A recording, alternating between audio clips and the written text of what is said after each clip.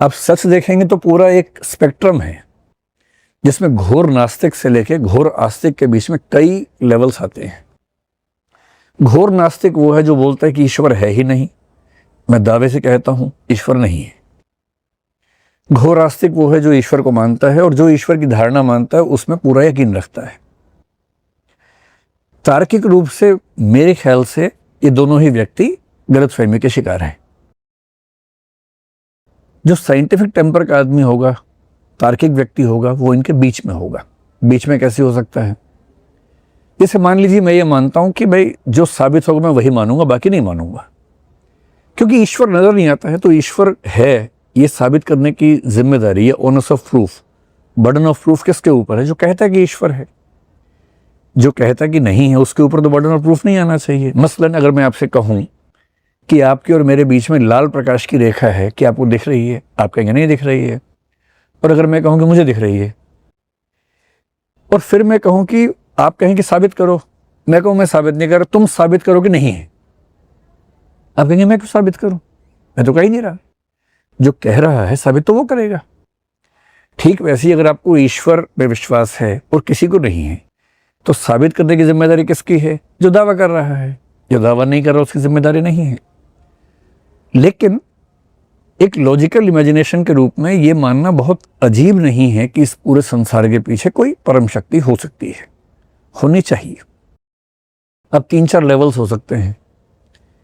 जो कायदे का वैज्ञानिक और तार्किक व्यक्ति होगा वो तो ये कहेगा कि भाई मैंने खूब कोशिश कर ली, मैं ईश्वर साबित नहीं कर सकता। और जिन लोगों ने ईश्वर को साबित करने की कोशिश की है, मैंने उनके प्रमाण पढ़ लिए, उनके आर्गुमेंट्स पढ़ लिए, वो भी बहुत मीनिंगफुल है नहीं। जिन्होंने ईश्वर को खारिज करने के प्रमाण दिए हैं वो भी मीनिंगफुल नहीं है, सच में नहीं है। तो मैं बटा हुआ हूं, मैं परेशान हूं, मैं बेचैन हूं कि ईश्वर है या नहीं। अब मेरे पास 2 ऑप्शंस हैं, या तो मैं हड़बड़ी में इनमें से एक फैसला मान लूं, वेट करूंगा। जो वेट करते हैं उनको बोलते हैं एग्नोस्टिक्स, अज्ञेयवादी। मैं उसी कैटेगरी में आता हूं कि हम वेट कर रहे हैं, जब फैसला होगा होगा, तब तक हमारा काम चल रहा है, उसके बिना नहीं। पर मैं वेट करूंगा तो सवाल है कि मेरे व्यावहारिक जीवन में ईश्वर होगा या नहीं। इसके भी 2 ऑप्शंस हैं। कुछ लोग कहते हैं कि जब तक साबित नहीं होगा तब तक हम धार्मिक जीवन नहीं जिएंगे। कुछ कहते हैं ना, जब तक साबित नहीं होगा कि ईश्वर नहीं है हम मान के चलेंगे कि है, क्योंकि मानने से हमें मनोवैज्ञानिक फायदा होता है। एक बहुत प्रसिद्ध वैज्ञानिक था, आप तो साइंस के बैकग्राउंड के व्यक्ति हैं शायद, ब्लेस पास्कल, आपने नाम सुना होगा, जिसके नाम पे प्रेशर की यूनिट आप लोग पढ़ते होंगे फिजिक्स में। उसी पास्कल की बात कर रहा हूं। 17वीं सेंचुरी फ्रांस का वैज्ञानिक था। पास्कल के सामने भी एक दुविधा थी। पास्कल मैथमेटिशियन भी था, फिजिसिस्ट भी था और एक धार्मिक व्यक्ति भी था, और अंतिम हिस्से में जीवन के बहुत धार्मिक हो गया था। उसको कुछ ऐसे रहस्यात्मक अनुभव हुए कि वो धार्मिक हो गया बहुत ज्यादा। और उसने कहा, being a scientist and being a mathematician, साबित तो कुछ होता नहीं है, पर मैंने ये महसूस किया कि अगर मैं ईश्वर को मान लेता हूं तो मेरा जीवन ज्यादा आसान हो जाता है। फिर एक आर्गुमेंट भी दिया कि अगर ईश्वर है और मैंने नहीं माना तो बाद में दंड मिलेगा, नहीं है और मान लिया तो कोई नुकसान की बात नहीं है। तो कॉस्ट बेनिफिट एनालिसिस में ईश्वर को मानना बेहतर बात है, तो मान लेते हैं। उसने माना।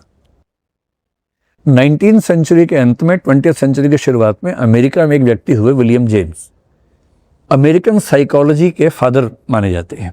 और विलियम जेम्स पर बुद्ध का भी असर हमें दिखता है, क्योंकि बुद्ध ने कहा कि आत्मा नहीं है, चेतना की का प्रवाह है, स्ट्रीम ऑफ कॉन्शियसनेस है। ये बात जेम्स ने भी कही।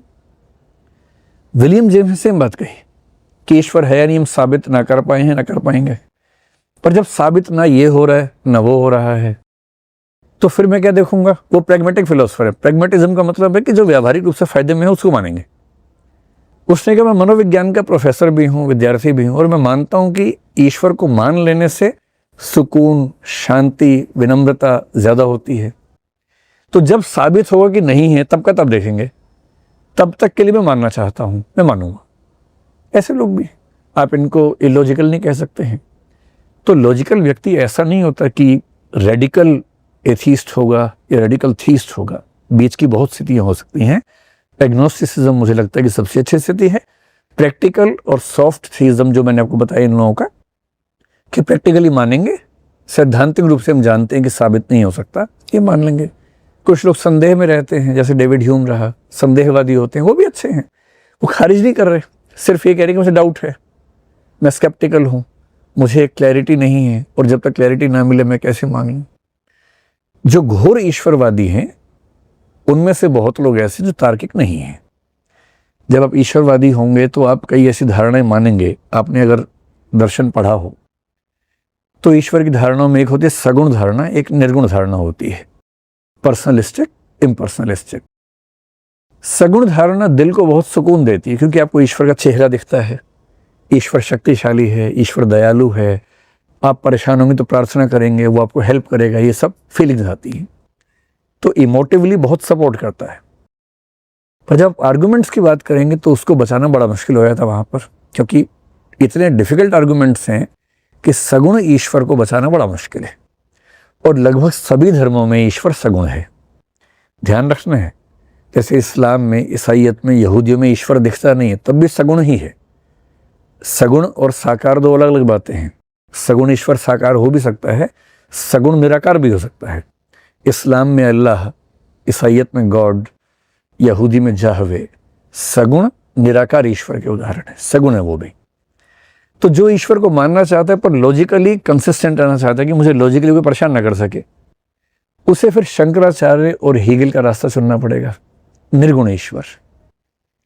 निर्गुण ईश्वर लॉजिकली कंसिस्टेंट है, उसको खारिज करना बड़ा मुश्किल है, क्योंकि आप कुछ बता ही नहीं रहे उसके में क्या है। नीति नीति कह रहे हैं कि वो ऐसा भी नहीं है, वैसा भी नहीं है, आप कुछ बताएंगे तो फंस जाएंगे। लेकिन आप नीति नीति के माध्यम से आप उसको इनडिस्क्राइबेबल बता रहे हैं, अनिर्वचनीय है, या मतलब इनएक्सप्लिकेबल है, अव्याख्येय है, तो फिर कॉन्ट्राडिक्शंस नहीं आते। खैर पूरी बात का, क्योंकि ये बहुत लंबे मुद्दे हैं, इस पर बहुत संक्षेप में समझाना मुश्किल है, पर संक्षेप में आपके प्रश्न का जवाब ये है कि तार्किक व्यक्ति नास्तिक होगा ये जरूरी नहीं है।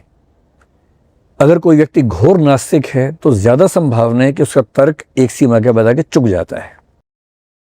अगर कोई व्यक्ति घोर आस्तिक है तो भी उसका तर्क एक सीमा के बाद आके चुक जाता है।